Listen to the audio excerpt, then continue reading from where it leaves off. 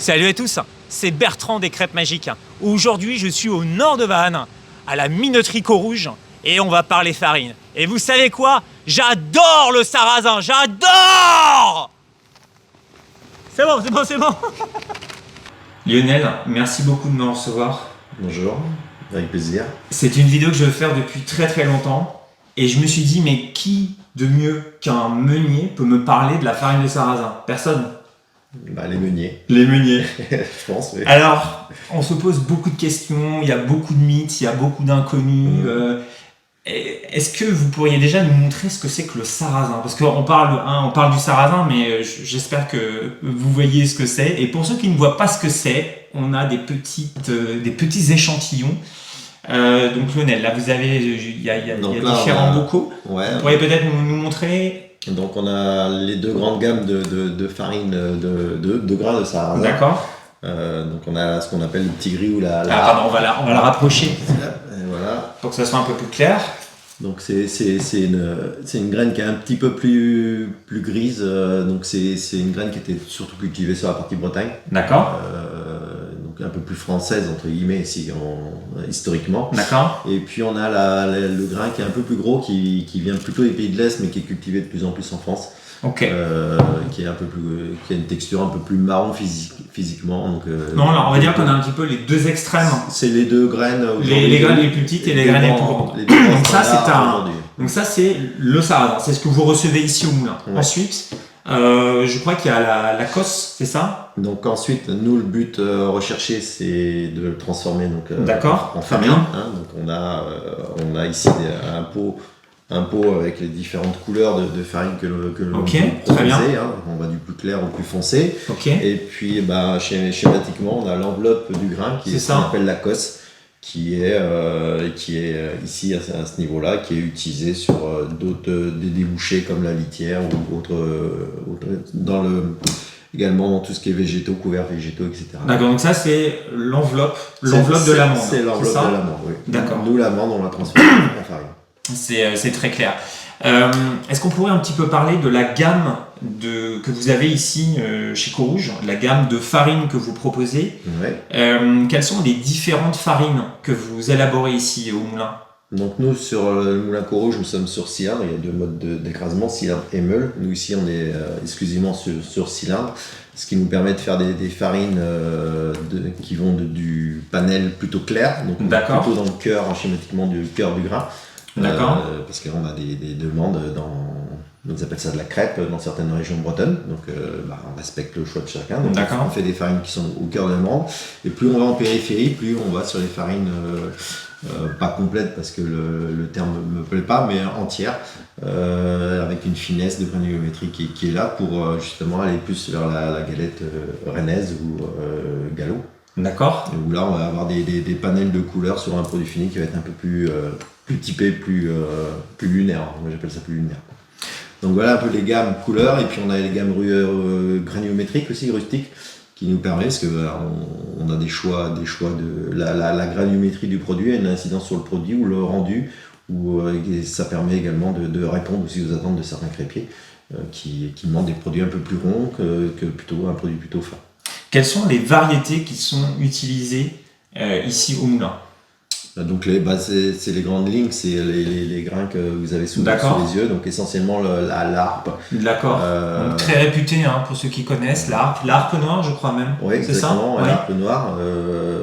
Et puis dans la gamme plus gros grain, tout est relatif, plus gros grain, on a la Zita, Corona. Donc là on a l'harpe noire ici, le grain qui est le plus fin. Oui, c'est ça. Et là, on a du Zita, du Cora, et des variétés qui viennent des pays de l'Est, mais qui sont bien acclimatées, qui ont des intérêts techniques également par rapport à cet aspect-là. Alors, je pense que ça, c'est un sujet qui est important. Si je vous parle de pommes, vous savez très bien qu'il y a des Golden, vous avez des Pink Lady, vous avez des Rainettes. Et pour le sarrasin, c'est la même chose. Lorsqu'on parle de sarrasin, on a une multitude de variétés de sarrasin. Et le travail du meunier va être un peu comme quand vous faites du champagne, vous allez faire une sorte d'assemblage avec différents raisins. Pour le meunier, c'est pareil, il va avoir différents types de grains et ça c'est un peu son travail, c'est sa signature, il va faire cette composition unique Et ensuite, il a différents moyens de techniques pour traiter ce grain et faire, je crois, ce que l'on appelle des moutures. C'est bien cela? Oui, c'est une mouture. Avec un maquettage qui a été fait avant, comme vous l'avez bien signalé, on a plusieurs variétés, plusieurs cahiers des charges, plusieurs incidences qualitatives aussi sur les produits. Et en mélangeant avec nos règles de fonctionnement, on arrive à avoir une régularité de produit et donc de mouture sur ce qui influe sur la qualité de la farine derrière. Lionel, j'aimerais savoir d'où proviennent les grains de sarrasin que vous utilisez pour la fabrication de la farine chez Corouge. Donc Corouge, c'est essentiellement des sourcings français. D'accord. Ça va de l'IGP qui est local, indicateur géographique protégé qui est localisé sur la Bretagne. Ok. Donc on le décline en bio et en conventionnel. Est-ce qu'on est d'accord pour dire que c'est un peu le top? C'est un super référentiel, c'est l'image de la Bretagne qui est là. Ça et de la tradition aussi. Hein. La tradition, ça donne un produit. La variété est ciblée, c'est l'arbre qui est en bas. Donc on ne peut pas faire de l'IGP avec du gros grain, donc c'est vraiment ciblé sur du petit grain. Très bien. Alors les puristes ils vont dire il y a un goût, il y a une texture. Bon, je ne rentre pas dans le débat.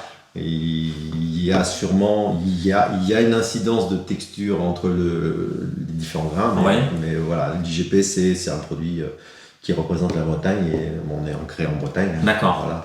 Voilà. Pour le reste, donc on est beaucoup sourcing, 80% de nos fournitures aujourd'hui viennent de France. Ok. Donc moi je voudrais quand même remettre les choses en place et qu'on a quand même des agriculteurs en France qui font un super boulot. Ce qui est pas simple vu le contexte, les réglementations qui font que aujourd'hui il y a une vraie volonté de poursuivre et on essaie de les accompagner au mieux aussi nous dans nos démarches. Aujourd'hui on trouve du sarrasin français. Si on voulait, on pourrait être à 100% en français. D'accord. Simplement, on a des clients qui veulent du UE pour X raisons. Alors UE c'est Union Européenne, je pense. Européenne. Et quelle est la différence entre le sarrasin français et le sarrasin d'Union Européenne? C'est déjà la pro automatiquement. Après on est sur des variétés qui sont exclusivement sur plutôt du gros grain. D'accord, je comprends. C'est à peu près les mêmes variétés, sauf que géographiquement c'est pas la même destination, quoi. D'accord. Voilà, nous aujourd'hui c'est 80% français, bio et conventionnel. Et les 20% c'est parce que c'est une demande des clients du client, il faut de l'avoir à la gamme et donc on propose tout simplement. Mais techniquement on pourrait et aujourd'hui on a, même si ça fait 2 ans qu'on sort de 2 années compliquées entre la condition météo qui n'a pas été favorable depuis 2 ans, mais globalement on arrive à trouver on a une bonne acheteuse quand même, je tiens à le souligner. D'accord.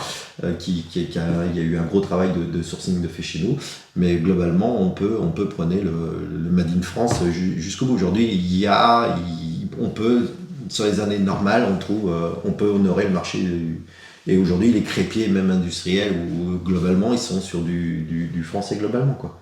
Alors venons-en, parce que là on est en train de parler des différents grands types de clients que vous avez. On a parlé des crépiers, on a parlé des industriels.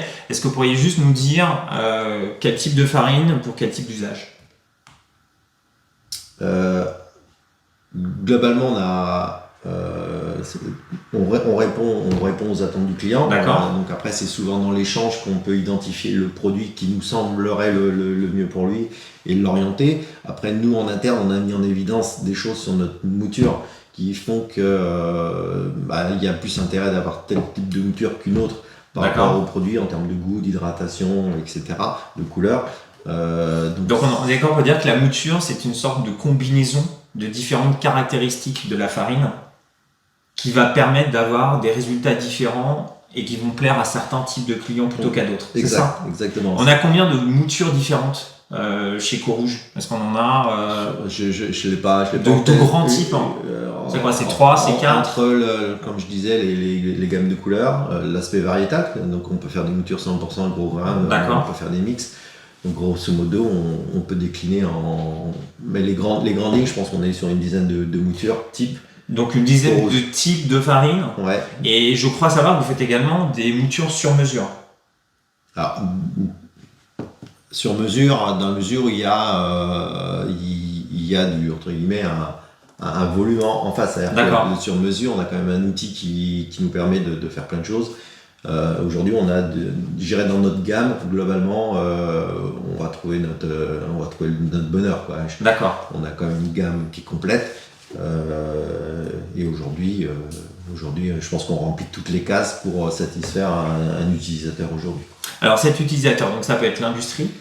Alors les industriels, ce sont les fabricants, les producteurs de galettes qui sont en petits sachets, ceux qui sont en barquettes avec des dates limites de consommation qui sont courtes. Ouais, certaines, c'est les dates limites de consommation qui sont un peu plus longues, c'est ça? Ouais, ça, c'est ce que vous appelez des industriels, d'une part? Ouais, c'est l'industrie crêpière. L'industrie crêpière. Ouais. Après, vous avez quel autre type de client chez vous? L'artisanat, beaucoup aussi.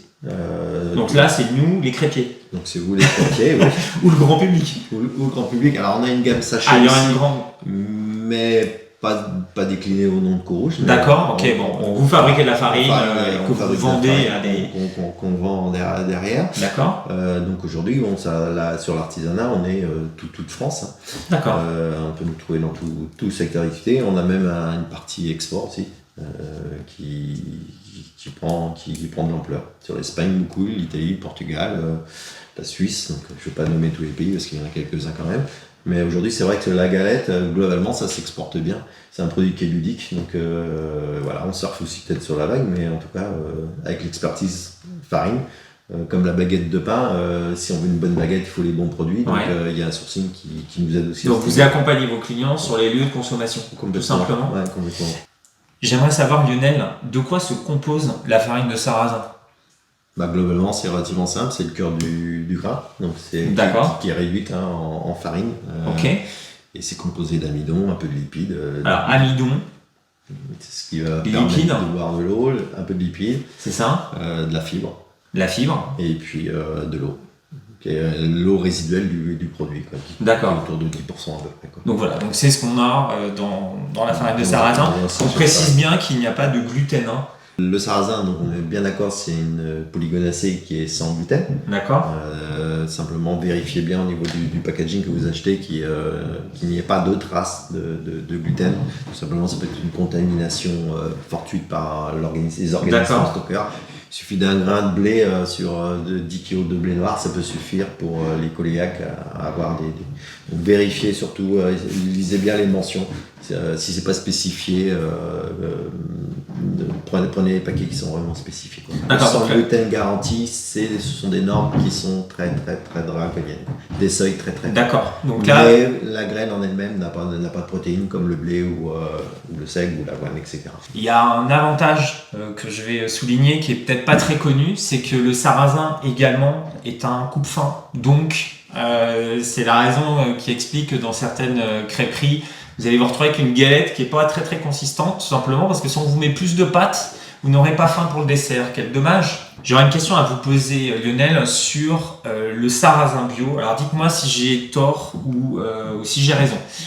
J'avais lu que le sarrasin est une plante qui pousse sans traitement phytosanitaire. Ou autrement dit, si vous traitez le sarrasin, vous diminuez le rendement. Donc il n'est pas dans l'intérêt de l'agriculteur d'utiliser des produits phytosanitaires. Ce qui l'arrange puisque ça coûte moins cher à produire et ce qui arrange aussi évidemment le consommateur puisqu'il va se retrouver avec une farine exempte quasiment de traitement et de résidus de traitement chimique.